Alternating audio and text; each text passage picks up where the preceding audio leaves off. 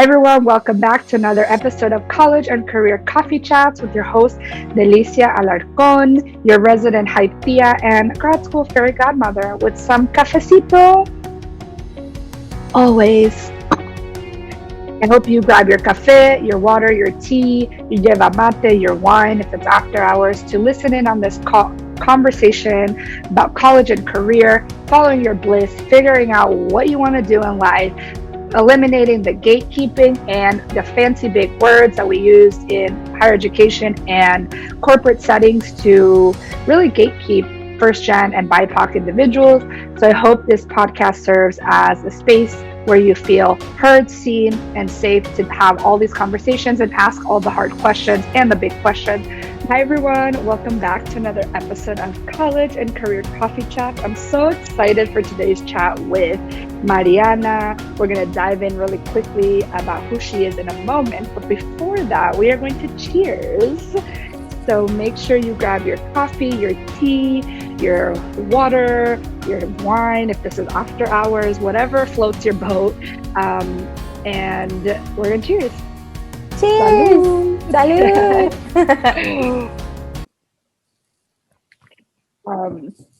So if you hear us slurping or moving our glasses, that's what it is.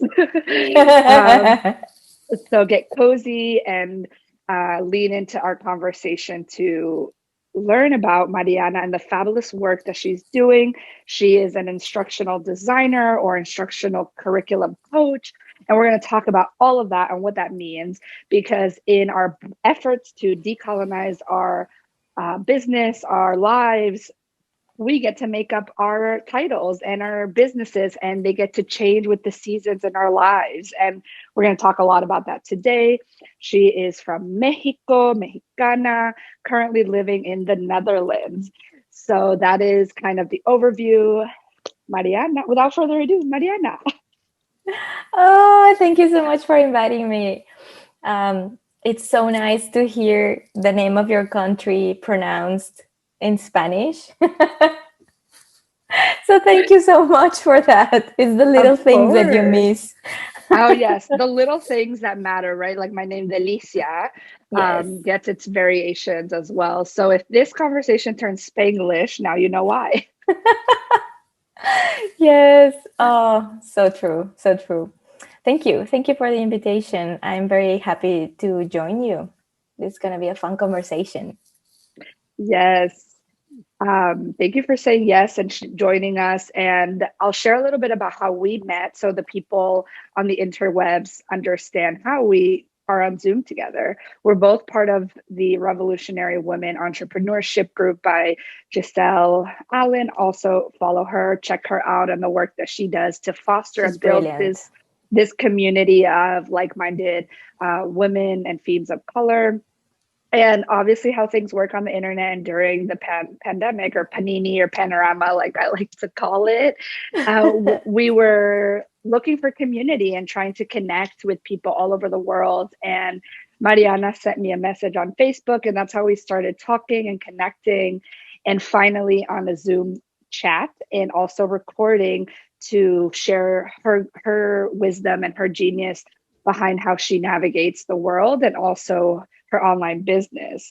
But people may know us as these online entrepreneurs or coaches in the online industry, but how did we get here, right? I've shared a lot of my story on this podcast.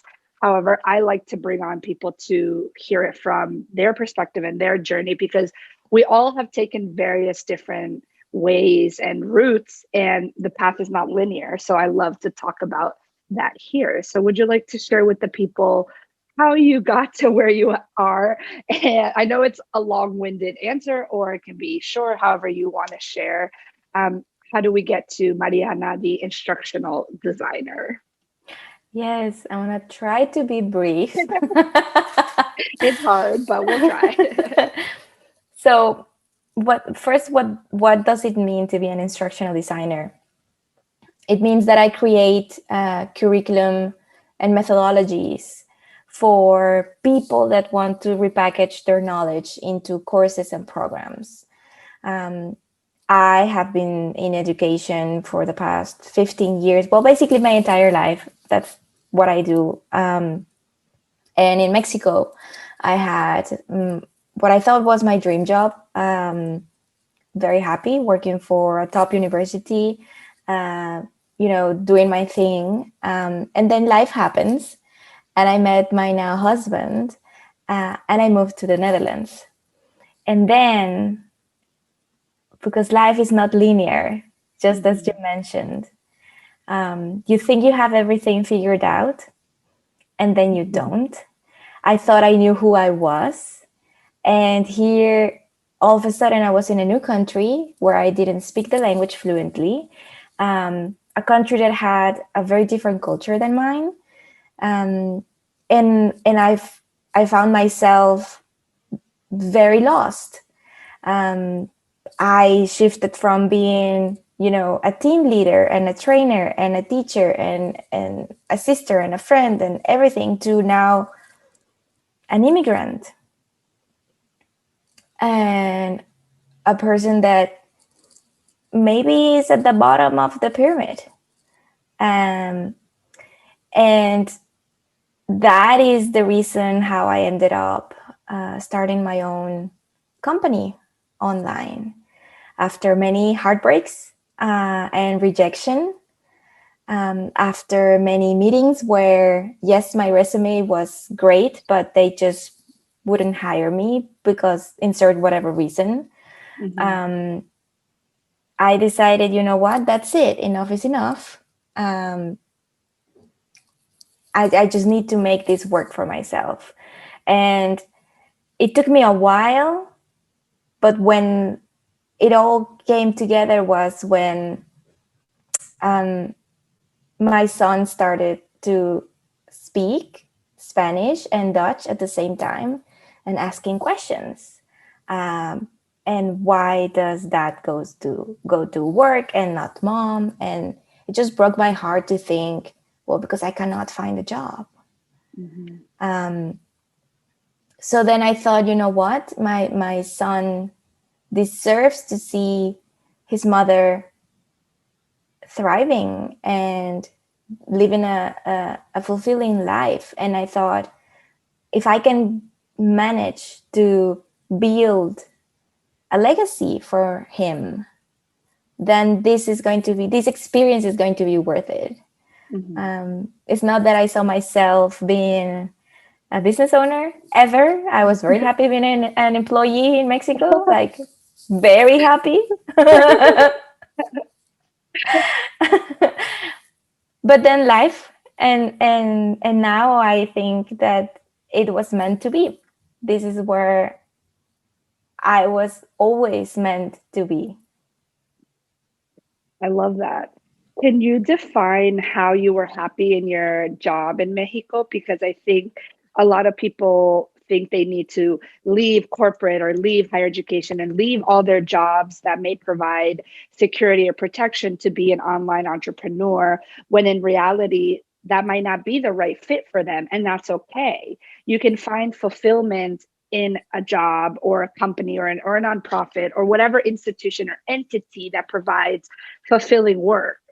And that's something I talk with students a lot, because they think that they need to do everything on their own and leave everything. And that might not be a right fit. So can you talk through a little bit how you define happiness within your work in Mexico? Yes. I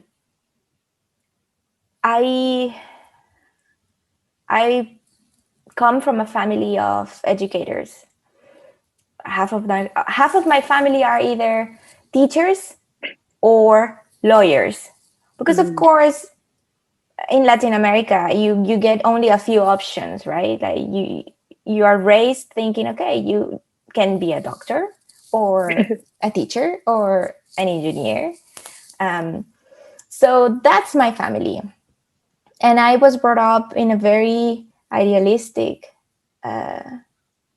belief system. My parents truly believe that education can change the world. And they also believe that if you want to change things for the better, you need to get inside. You need to get into the trenches and work from within to rebuild and dismantle and reconstruct and everything they believe that everything that you want to do is at your reach, but you need to put the work into it and do it from within. Mm-hmm. So of course I'm the eldest, first daughter. You take everything to heart and you're like, I'm gonna make you proud. And I became a teacher, but not for the holidays and not for the pension and not for the perks of the job. I became a teacher because I truly believe this is how I can contribute actively to reshaping a better world. If I can only manage to touch a couple of students and help them see that they can become positive agents in their communities, then that's it. That's it. I don't need anything extra. And you don't go into education thinking that you're going to make money. Unfortunately. Right? Unfortunately. But that's how you need it. It's a purpose driven field. Right. You are there for your vocation and that's it. And so anything else that came up, like the extra hours and the bringing things home to mark and planning and all the sweat and the tears and the talking to the families and convincing teenagers, and that didn't matter because I was able to see the big picture. Right. So when you talk to your own people, your students, the people that trust you with their futures, and when you tell them you can find purpose at corporate jobs or institutions, that I believe that is true. As long as you're able to see the big picture and then bring it down to, okay, what can I do daily to connect to that big picture, to that big purpose? Mm-hmm. And that's going to keep you going. I was very happy there. And that's a beautiful thing to talk about and to share, because there is also a narrative around that you can't be happy at work, and that, which is in many cases true if you're not working for a purpose-driven, mission-driven company that's only solely focused on production, right?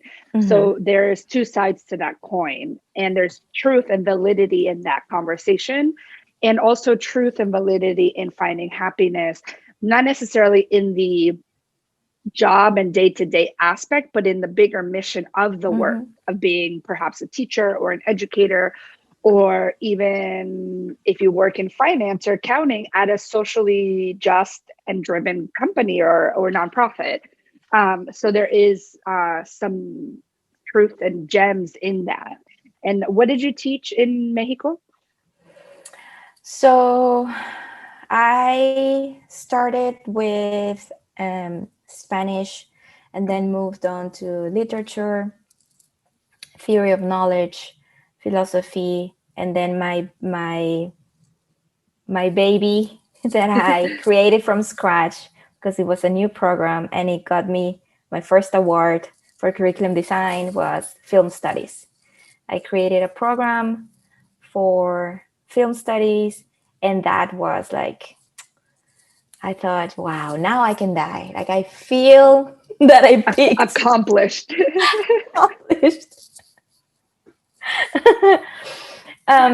Because it gave me the opportunity to present very relevant contemporary material and then linked it to what's going on in our society. Why are we portraying things this way?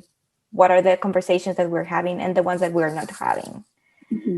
So it was an amazing 2-year program, and I'm still very proud of it. Yes, congratulations. We have to hype you up on this podcast episode, because I think, and we talked about this offline, is that sometimes women and females of color are afraid to celebrate their wins and showcase their wins and brag about it and hype it up. And So I want to create that space for you and anyone on this who's listening to this episode to love on yourself and hype yourself up. And if you are having a hard time with that, let us know so we can hype you up and come into our DMs and say, hey, I want to brag about this, or I want to hype Yes.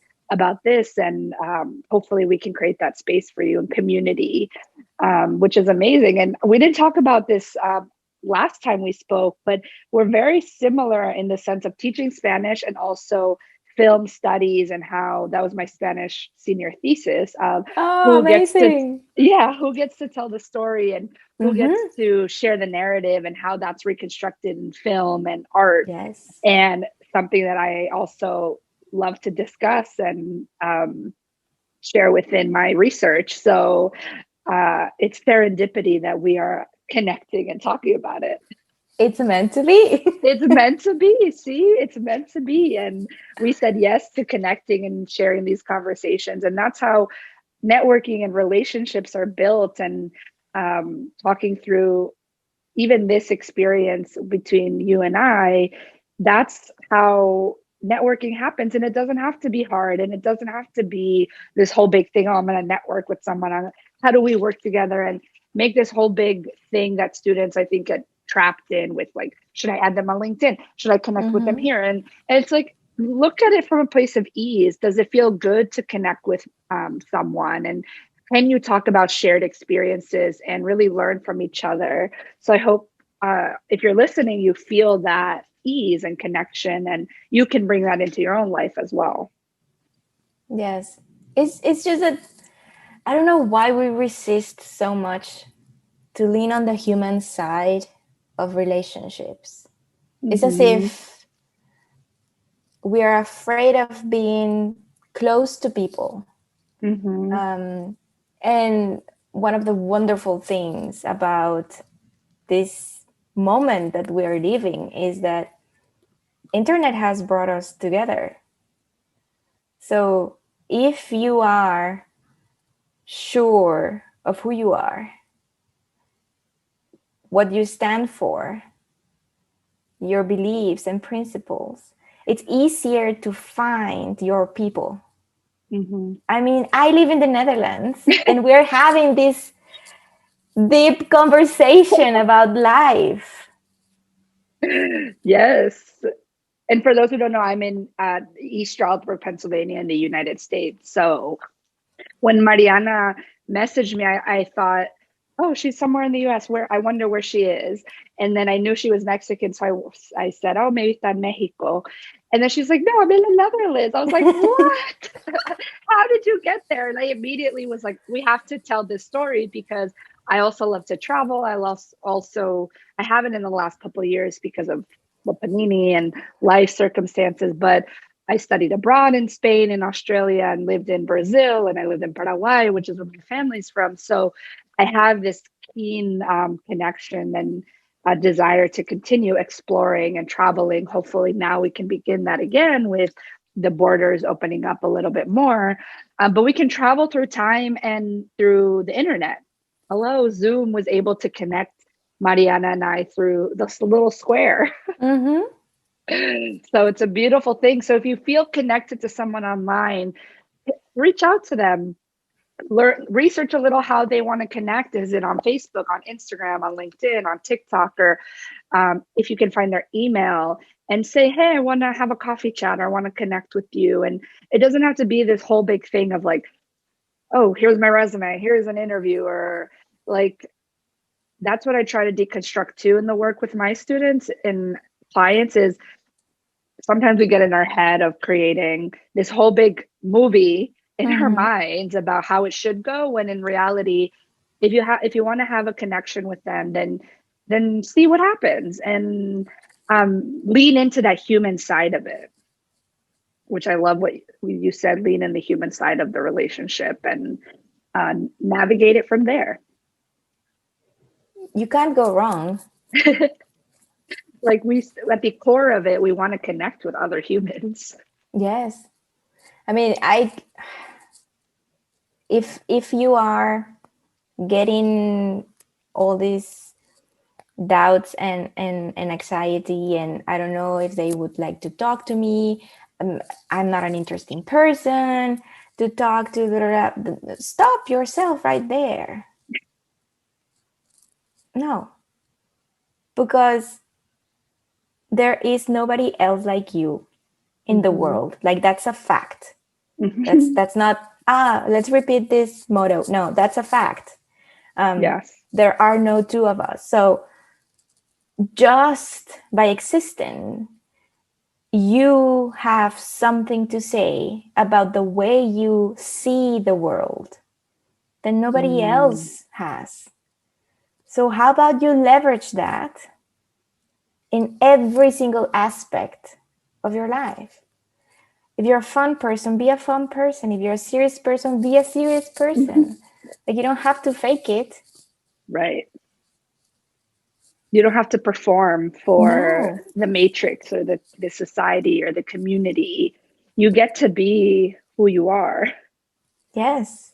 You don't have to wash down your personality or assimilate. No. No. No. Mm-mm. We You are don't. No. disrupting that narrative. Yeah. I'm going to press pause. Boom. No. We don't want those thoughts here. Exactly. And that's a great exercise in deconstructing what have we internalized as to what is maybe a cultural norm or a familial norm or a societal norm that we were told to act and be a certain way. And if we don't want to ascribe to it or perform something, then we don't have to. Exactly. We really don't. No, we don't. And it shows up in so many different ways. All these societal norms, and our own misinterpretation of who we are. For example, I was terrified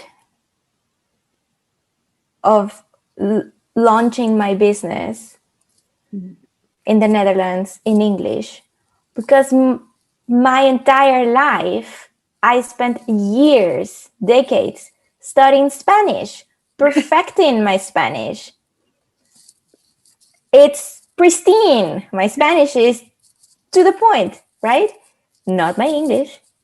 No, no. And I thought, oh my God, nobody's going to hire me. Who's going to trust someone that doesn't speak perfect English to create curriculum? This was the story that I was telling myself. Mm-hmm. You know how many clients have corrected my grammar ever? 0.0000. Nobody cares. In fact, because my English is not perfect, they ask like, oh, where are you from? I'm like, oh, I'm from Mexico. I'm Latina too. And now half of my clients are Mexican Americans, Cuban Americans, Latinx, Latinx, Latinas, first gen, second gen, and they feel so at home during our conversations. So something that I thought was a huge gap and objection turns out to be something that attracts the people that I want to work with. And that's what I would like, if you're listening to this, to think about your own story and your own circumstances and flip it. Because whatever it is that you feel, oh, no, that's what it's, nobody's going to want to work with me because of that, or nobody's going to buy from me because of that, and they're not going to trust me because of that. How can we reframe this to the positive? And it's almost always possible. Yes, that's a great tool. How do we listen to the story that we're telling ourselves, or maybe someone is telling us this story, right? And how do we stop it? How we like press pause on that movie and then reframe it and repattern and recreate a new narrative. And that's a great tool to even start there, right? catch the story first, be aware of that story, and then, okay, I don't like that story. How do I reframe that story? And then build on that to create the life or the business or the career or the journey that you want to create for yourself, right? Yes. That's all part of, even though this is a college and career chat podcast, I want to bring a new layer to it of, it's not just about resumes or interviews or career preparation or business model and business talk. It's about connecting to that life force that drives you forward and being okay with, yes, I am the only voice and my own experience is unique. And that's my superpower or my motor forward. So I love that. Repattern, reframe, Yes. that voice in our head. Yes.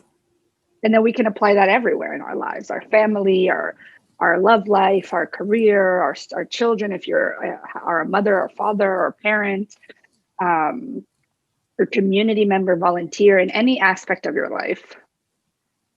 It really is. It's transferable to all your roles. And it also helps you evolve because we are all constantly evolving. And identity is such a fluid construct. Like 1 year I was Mexican, the next year I was immigrant. Absolutely. I was not counting on that. You know, it's a fluid, right? And we have to ebb and flow with it. Yes. So the more we can develop like this toolkit for ourselves, to not see life as a survival game, but as a joyful space, the better. Especially if you're part of a marginalized community, if you identify as BIPOC, if you fall under the non-whiteness spectrum, then this is vital for us. Absolutely. And finding community that really honors that humanity and that experience within you. And the same, I feel like I've had the same experiences. I originally started out, all students, all this, but the more I kind of hone into who I want to support and serve, it is mostly women and themes of color who resonate with this need to dismantle what those roles and performances are and understand that they hold the power within them and they hold the space within them. Yes. And we do that both as an instructional designer, as a career coach or life coach, or whatever title we want to give ourselves in this season. Yes. And it goes again, right? Like to that bigger picture, to that higher purpose. It really doesn't matter the what do you do it with. It's the why are we doing here? Why are we even here? Right. And how do you connect your why to your current role, right? You said at the beginning that it was meant to be. You were happy in your job as a teacher, as a Spanish teacher, instructor, and then now you're in this space, in this season of your life where you think it's meant to be. So how do you arrive there with your why? I love this question. So back in Mexico, I thought, okay, I'm contributing to shape the future leaders of this country. And that kept me going. Now I move here and I have these new intersections in my identity that I am exploring. I don't know how to feel in a country that is racist, but they don't want to accept it. They have rebranded themselves into something very tolerant and progressive. It's also the colonizer land, like who built the ships? The Dutch did. So I was just dealing with all these things that were not there before. And the way I connect to that higher purpose is because by trying to dig into those feelings and answering the questions for myself, I found that there were others that were going through that same process. Mm-hmm. And the more I dared to speak out loud about these feelings and ideas that I had, like, is anybody else feeling like that? Are you also going through this? I started calling in people that were also having these thoughts. They were also noticing these patterns. They wanted to do something about it. So that was at the feeling level. And then coincidentally, of course, because I'm operating in a business Mm-hmm. space, these are women that own businesses. And here I come, and this is part of like my revolution, my own personal revolution. Here I come and I say, okay, you want to sell your knowledge because you want to make money, right? It's a business. How about if we create a container for that knowledge that honors the people that are inside? How Mm-hmm. about if we make sure that the journey that you're creating for your clients is not centering whiteness? Mm-hmm. How about if we take into account the cultural background of your future students before the program starts? So I started integrating all these different intersections into curriculum design, and I found out that almost nobody was talking about it. Um, Everybody says create your course, sell it, make money, but treat they don't think about the people that come to the course. They just count the numbers. It's just about Mm-hmm. metrics. Mm-hmm. So living in the Netherlands, having this close encounter with colonial mindset and whiteness, bringing that into my business and saying, no, we can actually dismantle that. How can we do it together? Let's make sure that the curriculum is not re-traumatizing your people. Mm-hmm. Mm-hmm. And that's how I got to connect what I'm doing now to that bigger vision. Mm-hmm. And that just lights me up. I feel that I am, again, contributing to dismantling the gatekeeping of knowledge, Mm-hmm. decentering whiteness, um, decolonizing courses. Mm-hmm. And it's something that I can just talk about every day, all day. I am You can riff off completely of it. obsessed with it. Um, and luckily, I have found that I'm not the only one. My clients are too. So that just makes me happy. I love it. And that's just is. Yes, it is. I mean, but again, it goes back to when you are very sure, like completely aware of who you are and your beliefs and your values. You can talk about them, Mm-hmm. live them, and you're gonna start finding people that are aligned with you. Mm-hmm. It's just how it works. It's just how it is. It really is. It's like the confirmation bias thing that Right, right. that when you want to buy a red sweater, all of a sudden you see red sweaters everywhere because your mind is aware of that. Yes. It's the same. It's like, okay, so I want to talk about decolonization, and all of a sudden I start noticing, oh, hold on, Delicia is also talking about decolonization. Let me reach out.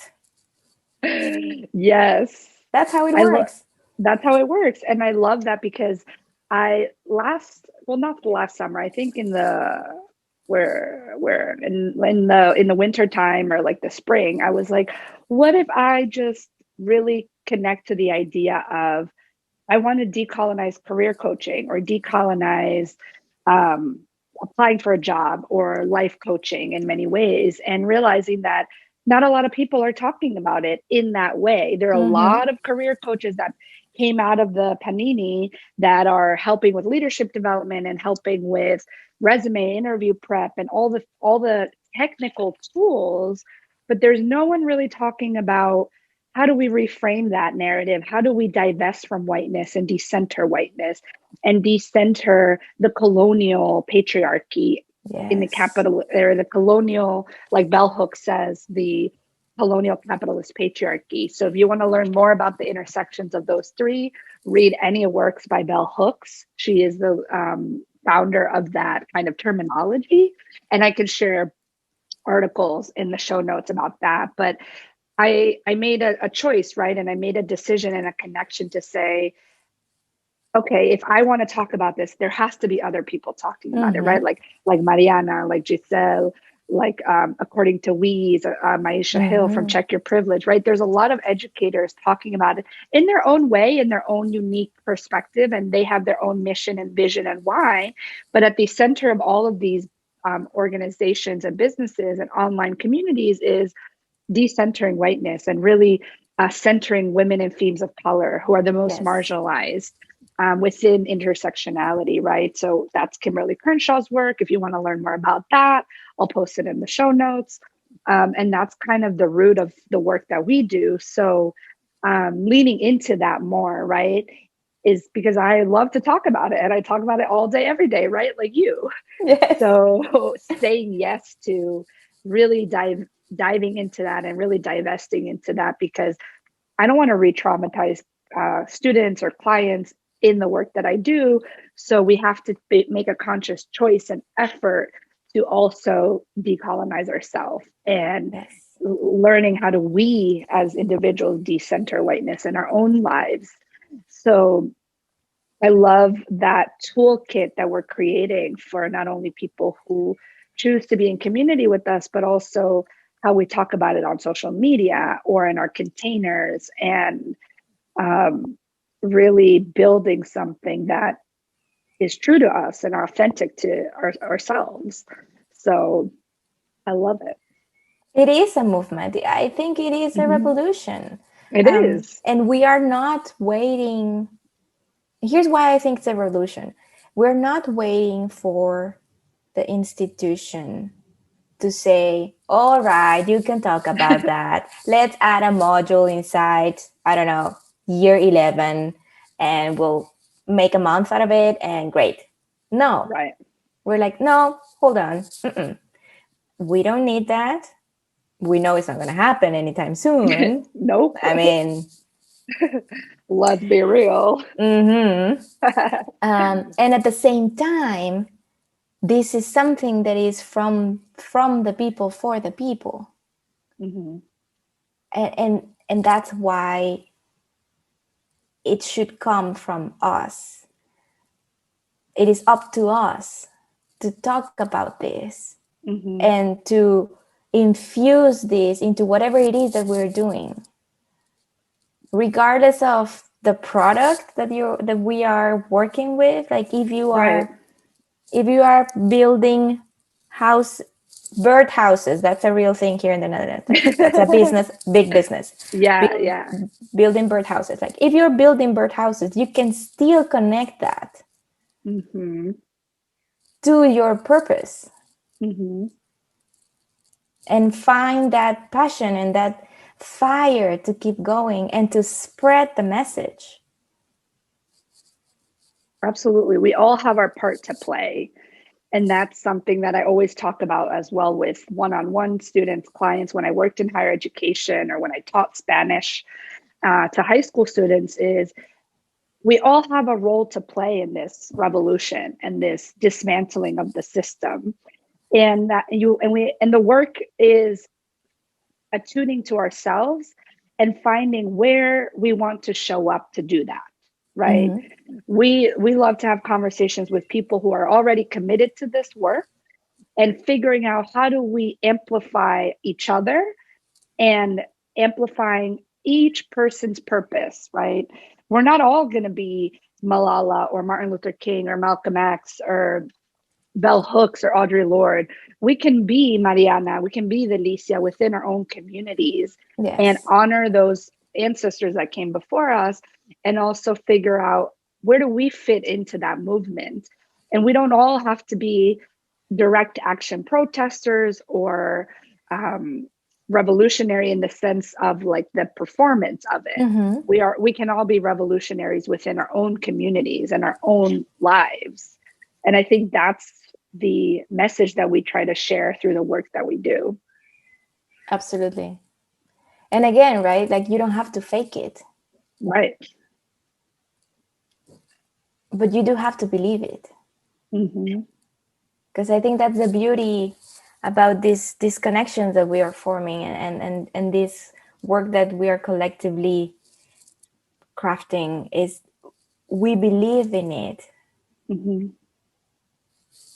No questions asked. Like this is what it needs to happen. So if you want to join us, if you want to join the movement, the revolution, we're here. Finding joy in whatever you do and connecting to your purpose. Yes, there's joy in it too. That's the other, I think, false narrative that capitalism, colonial patriarchy wants to teach you, or white supremacy wants to teach you, is that you have to burn out, or you have to be upset, you have to be angry all the time. No, there is joy in liberation, and there's joy in creating spaces for all of us and abundance for all of us. It's not just, there's a time and place for righteous anger and sacred rage. And then how do we transmute that energy to be fuel for the movement and fuel for our passions and for our communities, right? And living in our purpose. Absolutely. I wish I brought wine instead of my water. I know, right? What time is it there now? It's in the evening, so we could have a happy hour wine. It's okay. One day we'll do it in person and we'll go to a happy hour. Oh, yes.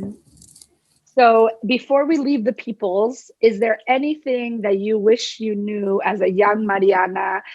Any nugget of wisdom that you want to impart on your younger self that could be utilized for our listeners who are from different age ranges and points in their journey? However, I love to ask the question, what would you tell your younger self?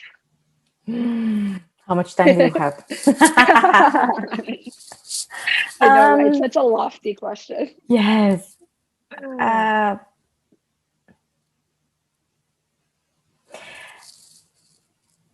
I would tell Mariana 15 years ago that you don't have to have your entire life mapped out. I was the type of person that knew exactly the milestones that I wanted to hit. Again, cultural upbringing, right? There were so many, millions and millions and millions of Mexicanos, so and only a couple of opportunities. So you have to be the best of the best of the best. And that I was that person. I knew by 15, I need to be here by 20. And I had like these 5-year plans. And it took a toll on me all the time. I was racing against myself. For what? I'm not retiring in Mexico. I ended up here. Right.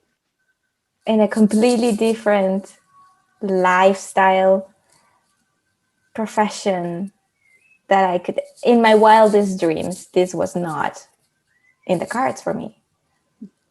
So I would say, Mariana, chill. Sit, enjoy, have a laugh. If it doesn't work out, it doesn't work out. It's going to be fine. You're going to make it fine. It's going to be fine. You're going to be okay. You're gonna be okay. Yeah. I love that. That's a perfect broche de oro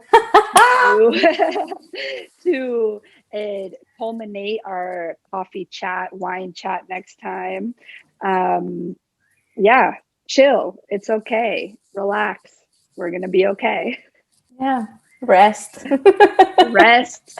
Yes, rest. Take some time to listen to your body and recharge and Yeah. connect and take a walk, go into nature. If you live by the ocean, go on a hike. I think if you want to divest from whiteness about napping, right? The Nap Ministry is a great resource online. She does a lot of work about napping and resting and divesting from the hustle mentality of the hamster wheel that we've been lied to, that's the only way to success, when it's in reality it's not. But I think there is a part 2 here to dive into being the first daughter of a cultural like Mexico and Paraguay, that a lot of responsibility, a lot of things imposed or inflicted. So we might have to come back to that. Oh, count me in. Yes. So with that, my friends, we leave you with, it'll be okay. Take care of yourselves, rest, and really let us know what has been your takeaway from our conversation on Instagram, on Twitter, on YouTube. This will be on all the platforms where you listen to your podcast, and also the visuals on YouTube. And make sure you follow and connect with Mariana. And if anything resonates with you, let us know. We want to know what you can take away from this conversation. Yes. And thank you. Muchas gracias for your time. Besos. Besos. And let's cheers one more time to Salud. Our rest and our revolution. Salud. Yes. Until next time, my friends. Well, there you have it, my friends. That is the episode of College and Career Coffee Chats. Make sure you rate, review, subscribe, like, share, tell your friends, tell your dogs, tell your family, tell your coworkers, tell your colleagues, your mentors, anyone you think would find value in this episode and this podcast. And I hope you follow me on Instagram at Alarcon, on TikTok Career Coach for some dancing, some free resources on YouTube at Delilingua Academy. And you can always check out the website for updates, deliciaalarcon.com, for coaching, support, VIP days, mini courses, free resources and guides. Everything's on the website, Instagram, TikTok, YouTube. And make sure you join the free Facebook group where we will do trainings and hype each other up in the College and Career Hype Crew on Facebook. All the links are down below. Let me know if you have any questions, concerns, and anything specific you want us to talk about on this podcast. Any feedback you have, I'm always here to listen and learn. So until next time, my friends, cheers! See you in the next episode.